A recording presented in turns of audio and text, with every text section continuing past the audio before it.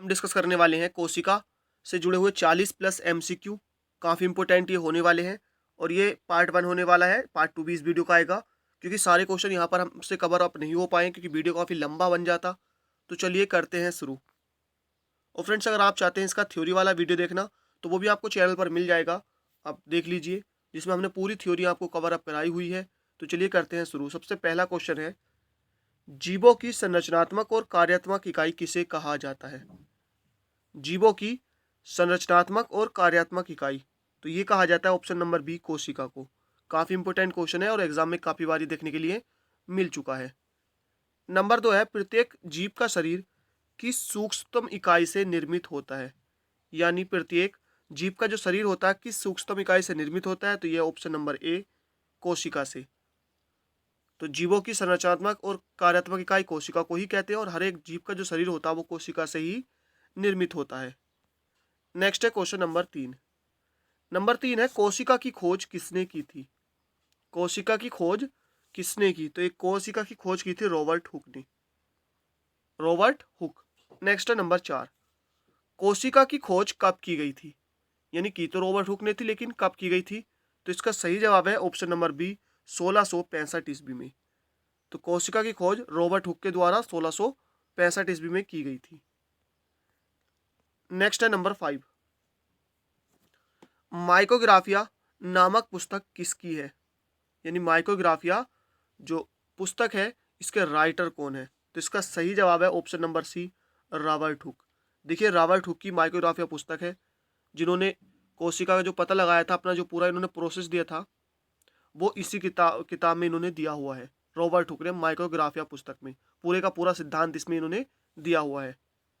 Next है number 6, सर्वप्रथम जीवित कोशिकाओं के अंदर संगठन का अध्ययन 1674 में किसने किया था? सबसे पहले कोशिकाओं के अंदर संगठन का जो अध्ययन किया था ये किसके द्वारा किया गया था? तो ये किया गया था ल्यू वैन होक के द्वारा। ऑप्शन नंबर डी, ल्यू वैन होक के द्वारा। नेक्स्ट है नंबर 7। नंबर 7 है, 1831 में केंद्रक की खोज किसके द्वारा की गई थी? केंद्रक की खोज तो ये की गई थी ऑप्शन नंबर ए, रॉबर्ट ब्राउन के द्वारा। 1831 में रॉबर्ट ब्राउन। नंबर 8 है, रचना के आधार पर कोशिकाएं कितने प्रकार की होती हैं? यानी रचना के आधार पर कोशिकाएं कितने प्रकार की होती हैं? तो यह ऑप्शन नंबर बी, 2 प्रकार की। ध्यान रखना है, 2 प्रकार की कोशिकाएं होती है। मैंने आपको इनके दोनों को डिटेल में पढ़ा रखा है बिल्कुल। आप चाहे तो वीडियो डिस्क्रिप्शन में मिलेगा, आपको जाकर उसको देख सकते हैं। नेक्स्ट है नंबर 9। नंबर 9 है, किस प्रकार की कोशिकाओं में स्पष्ट केंद्रक का अभाव होता है? यानी यहाँ पर स्पष्ट केंद्रक नहीं होता है। मैंने आपको बताया 2 प्रकार की कोशिकाएं होती है, तो किस प्रकार में? तो ऑप्शन नंबर ए है, ए, प्रोकैरियोटिक जो कोशिकाएं होती है इसमें स्पष्ट केंद्रक का अभाव होता है। यानी प्रोकैरियोटिक जो कोशिकाएं होती है इनमें स्पष्ट केंद्रक का क्या होता है? अभाव होता है। नंबर 10 है, कोशिका सिद्धांत की खोज किसके द्वारा की गई थी? तो ये की थी स्लाइडेन तथा स्वान ने। कोशिका सिद्धांत किसने दिया था? स्लाइडेन और स्वान ने। यानी 1838 में स्लाइडेन ने कहा था और 1839 में स्वान ने कहा था। नेक्स्ट है नंबर 11, कोशिका सिद्धांत का अभाव किसे कहा जाता है? यानी कि यहाँ पर देखिए अभाव नहीं होगा, यहाँ पर होगा कोशिका सिद्धांत का, आप कह सकते हैं कि एक तरीके से, तो आप कह सकते हैं कि कोशिका सिद्धांत का अपवाद। यानी कि कोशिका सिद्धांत का अपवाद किसे कहा जाता है? तो इसका सही जवाब है ऑप्शन नंबर बी, विषाणु को। यानी विषाणु को कोशिका सिद्धांत का अपवाद कहा जाता है। ये अभाव नहीं है, यहाँ पर अपवाद होगा। क्यों? क्योंकि देखिए विषाणु में क्या होता है, कोशिका ही नहीं पाई जाती है। विषाणु में कोशिका नहीं पाई जाती है, जबकि कोशिका सिद्धांत क्या था कि प्रत्येक जीव का शरीर छोटी छोटी कोशिकाओं से मिलकर बना होता है। तो इसे अपवाद इसलिए कहा जाता है क्योंकि इसमें कोशिका नहीं पाई जाती। तो कोशिका सिद्धांत का अपवाद किसको कहा जाता है? विषाणु को। और अगर आपसे क्वेश्चन एग्जाम में पूछता है कि भाई निम्नलिखित में से किसमें कोशिका नहीं होती है, कोशिका का अभाव होता है, तो किसमें होता है? विषाणु में। नंबर 12 है, कौन सी कोशिकाएं पूर्ण रूप से विकसित होती हैं? कौन सी कोशिकाएं? तो ये होती हैं यूकेरियोटिक। मैंने आपको बताया था कोशिकाएं 2 प्रकार की होती हैं, प्रोकैरियोटिक और यूकेरियोटिक। ये पूर्ण विकसित नहीं होती है और यूकेरियोटिक पूर्ण रूप से विकसित होती हैं। जबकि प्राकृतिक में क्या होता है, स्पष्ट केंद्रक का भी अभाव होता है। यहाँ पर केंद्रक स्पष्ट होता है। नेक्स्ट है नंबर 13। कोशिका का निर्माण जिन विभिन्न घटकों से होता है उन्हें क्या कहा जाता है? यानी कोशिका का जो निर्माण है जिन घटकों से होता है मिलकर उनको क्या कहा जाता है? तो इनको कहा जाता है ऑप्शन नंबर ए कोशिकांग। क्या कहा जाता है? कोशिकांग। नंबर 14 है किसे चयनात्मक पारगम्य झिल्ली कहा जाता है? यानी किसे चयनात्मक पारगम्य झिल्ली कहा जाता है? तो ये कहा जाता है कोशिका झिल्ली को, क्योंकि ये अर्धपारगम्य होती है, कुछ ही पदार्थों को ये अंदर बाहर आने जाने देती है, तो इसलिए इसको क्या कहा जाता है? चयनात्मक पारगम्य झिल्ली कहा जाता है कोशिका झिल्ली को। नेक्स्ट है नंबर 15। तो नंबर 15 है पादप कोशिकाएं जिस मोटे और कड़े आवरण द्वारा घिरी रहती हैं उन्हें क्या कहते हैं?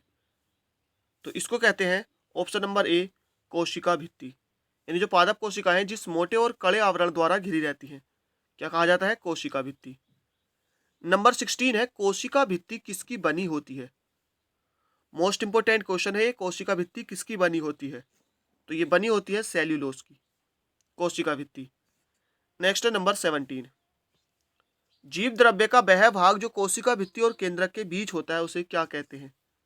यानी जीव द्रव्य का वो भाग जो कोशिका भित्ति और केंद्रक के यानी केंद्रक के बीच होता है क्या कहलाता है? तो ये कहलाता है कोशिका द्रव्य।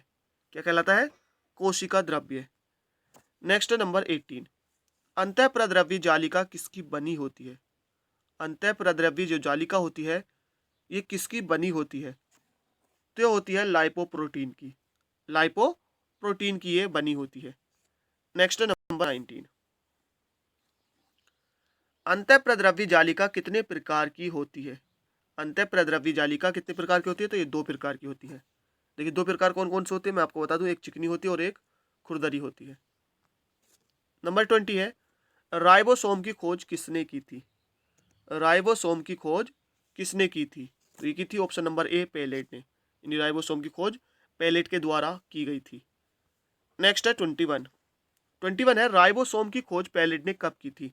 देखिए पेलेट ने की थी और ये कब की थी? तो ये की गई थी 1955 में। यानी राइबोसोम्स की खोज पेलेट के द्वारा 1955 में की गई थी। नेक्स्ट है नंबर 22। पॉलीराइबोसोम या पॉलीसोम किसे कहते हैं? तो इसे कहते हैं जो गुच्छों में मिलते हैं, यानी ऐसे राइबोसोम जो गुच्छों में होते हैं उनको क्या कहते हैं? पॉलीराइबोसोम या पॉलीसोम कहा जाता है। नेक्स्ट है नंबर 23। गोल्जिका या गोल्जी उपकरण की खोज किसने की थी या किसके द्वारा की गई थी? तो गोल्जिका या गोल्जी उपकरण की जो खोज की गई थी ये की गई थी option number A Camillo Golgi के द्वारा। कैमिलो गोल्जी के द्वारा। 24 है गोल्जिकाय या गोल्जी उपकरण की खोज कब की गई थी? देखिए की तो कैमिलो गोल्जी ने थी, लेकिन ये अब क्वेश्चन है कि ये की कब गई थी? तो ये की गई थी 1898 में। यानी ऑप्शन नंबर ए बी बिल्कुल करेक्ट है, 1898 में। नेक्स्ट है 25 है लाइसोसोम की खोज किसने की थी? लाइसोसोम की खोज किसने की? तो ऑप्शन नंबर डी डूबे ने। किसने की थी? डी डूबे। 26 है आत्महत्या की थैली किसे कहा जाता है? आत्महत्या की थैली किसे कहा जाता है? तो ऑप्शन नंबर डी लाइसोसोम। देखिए लाइसोसोम की खोज की थी डी डूबे ने और लाइसोसोम को ही आत्महत्या की थैली कहा जाता है और काफी ज्यादा एग्जाम में क्वेश्चन पूछे जाता है। नेक्स्ट है 27 है माइटोकॉन्ड्रिया की खोज किसके द्वारा की गई थी? माइटोकॉन्ड्रिया की खोज तो ये की थी option number A Richard Altmann ने। रिचर्ड अल्टमैन ने की थी। नेक्स्ट है 28। माइटोकॉन्ड्रिया की खोज कब की गई? की थी रिचर्ड अल्टमैन ने और कब की गई? तो ये की गई थी 1890 में माइटोकॉन्ड्रिया की खोज। नेक्स्ट है 29 है अल्टमैन ने माइटोकॉन्ड्रिया को क्या नाम दिया था? यानी जब अल्टमैन ने 1890 में खोज की थी इसकी माइटोकॉन्ड्रिया की, तो इन्होंने इसको क्या नाम दिया था? तो इन्होंने नाम दिया था बायोप्लास्ट। क्या नाम दिया था? बायोप्लास्ट। नेक्स्ट है कोशिका का ऊर्जा घेरा यानी कि power house of the cell किसे कहा जाता है? Power house of the cell तो ये कहा जाता है ऑप्शन नंबर बी माइटोकॉन्ड्रिया को। माइटोकॉन्ड्रिया को ही कोशिका का ऊर्जा गृह कहा जाता है। नेक्स्ट है 31। 31 है लवक किसमें पाए जाते हैं। लवक किसमें पाए जाते हैं, तो ये पाए जाते हैं केवल पादप कोशिका में, जंतु कोशिका में लवक नहीं पाए जाते हैं, सिर्फ पादप कोशिका में पाए जाते हैं। नेक्स्ट है 32। पौधे के उन भागों की कोशिकाओं में क्या पाया जाता है जो सूर्य के प्रकाश से वंचित होते हैं। यानी पौधे के उन भागों की कोशिकाओं में क्या पाया जाता है जो सूर्य के प्रकाश से वंचित रहते हैं, तो इनमें क्या पाया जाता है, तो इसका सही जवाब है ऑप्शन नंबर डी, अवर्णी लवक। यानी पौधे के उन भागों की कोशिकाओं में क्या पाया जाता है जो सूर्य के प्रकाश से वंचित रहते हैं, मतलब जहां तक सूर्य का प्रकाश नहीं पहुंचा जाता है, तो क्या क्या यहाँ पर क्या पाया जाता है, अवर्णी लवक यहाँ पर पाए जाते हैं। नेक्स्ट है 30। तो 33 हमारा क्वेश्चन है पौधे के रंगीन भागों में क्या पाया जाता है। यानी पौधे के रंगीन भागों में, तो यहाँ पर पाया जाता है ऑप्शन नंबर सी, वर्णी लवक। देखिए मैंने आपको बताया जहाँ पर प्रकाश नहीं पहुँच पाता अवर्णी लवक, और जहाँ पर पहुँच पाता है यानी कि रंगीन भागों में ये पाया जाता है वर्णी लवक। 34 है कोशिका का रसोई घर किसे कहा जाता है। कोशिका का जो रसोई घर है ये किसे कहा जाता है, तो ऑप्शन नंबर ए, हरित लवक। यानी कि हरित लवक को कोशिका का रसोई घर कहा जाता है।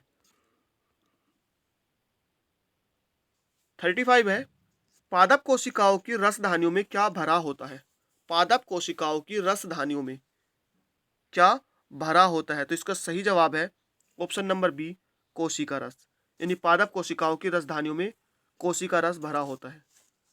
36 है तारक काय की खोज किसके द्वारा की गई थी, तो इसका सही जवाब है option number C, T Boveri के द्वारा। टी बोवेरी के द्वारा तारक काय की खोज की गई थी। नेक्स्ट है नंबर 37। तो 37 है तारक काय की खोज कब की गई थी, यानी जो तारक काय की खोज है ये कब हुई थी, तो इसका सही जवाब है ऑप्शन नंबर ए, 1888 में। यानी तारक काय की खोज 1888 में की गई थी। नेक्स्ट है 38। कोशिका द्रव्य के बीच में उपस्थित बड़ी गोल एवं गाढ़ी संरचना को क्या कहते हैं। कोशिका द्रव्य के बीच में स्थित होती है, केंद्र में स्थित होती है, और जब केंद्र में स्थित होती है तो इसको क्या कहते हैं, इसको केंद्रक ही कहा जाता है। यानी कोशिका द्रव्य के बीच में उपस्थित बड़ी गोल एवं गाढ़ी संरचना को क्या कहा जाता है, केंद्रक कहा जाता है। नेक्स्ट है 39। डीएनए के क्रियात्मक खंड को क्या कहते हैं। डीएनए के क्रियात्मक खंड को, तो इसका सही जवाब है ऑप्शन नंबर सी, जीन। यानी डीएनए के क्रियात्मक खंड को जीन कहा जाता है, जीन के नाम से इसको जाना जाता है। 40 है अणुसूत्र का शीर्ष भाग क्या कहलाता है। यानी कि जो गुणसूत्र होते हैं, तो गुणसूत्र का जो शीर्ष भाग होता है यानी टॉप ऑर्डर होता है, इसको क्या कहते हैं, तो इसको कहते हैं टेलोमियर। क्या कहलाता है, टेलोमियर। और ये इंपोर्टेंट है कि गुणसूत्र का जो शीर्ष भाग होता है इसको टेलोमियर कहते हैं। नेक्स्ट है 41। मनुष्य के शरीर की कोशिकाओं में कितने गुणसूत्र पाए जाते हैं। मनुष्य में, तो आपको ध्यान रखना है मनुष्य में पाए जाते हैं ऑप्शन नंबर सी, 46 गुणसूत्र, यानी कि 23 जोड़े आप कह सकते हैं। जो देखिए ध्यान रखना है आपको, पुरुषों में तो क्या होते हैं 22 + x/, और महिलाओं में होते हैं 22 जोड़े और 23वां जोड़ा होता है XX। ध्यान रखना है 46 गुणसूत्र पाए जाते हैं यानी कि 23 जोड़े। जो पुरुषों में क्या होते हैं 22 जोड़े प्लस 23वां जोड़ा XY होता है, और महिलाओं में 22 जोड़े प्लस 23वां जोड़ा XX होता है। नेक्स्ट क्वेश्चन है नंबर 42। 42 है टमाटर के पौधे की कोशिकाओं में कितने गुणसूत्र होते हैं। टमाटर के पौधों की कोशिकाओं में, तो इसका सही जवाब है ऑप्शन नंबर ए, 24 यानी कि 24। तो फ्रेंड्स यहाँ पर हमने लगभग 42 क्विज कंप्लीट किए हैं। वीडियो काफ़ी बड़ा हो जाता, आपको भी थोड़ा अच्छा नहीं लगता, तो इसलिए हम इसका सेकंड पार्ट भी लेकर आएंगे जिसमें कोशिका के हम बचे हुए शेष MCQ को डिस्कस करेंगे। तो वीडियो कीजिए like. Thank you for watching, मिलते हैं नेक्स्ट वीडियो में।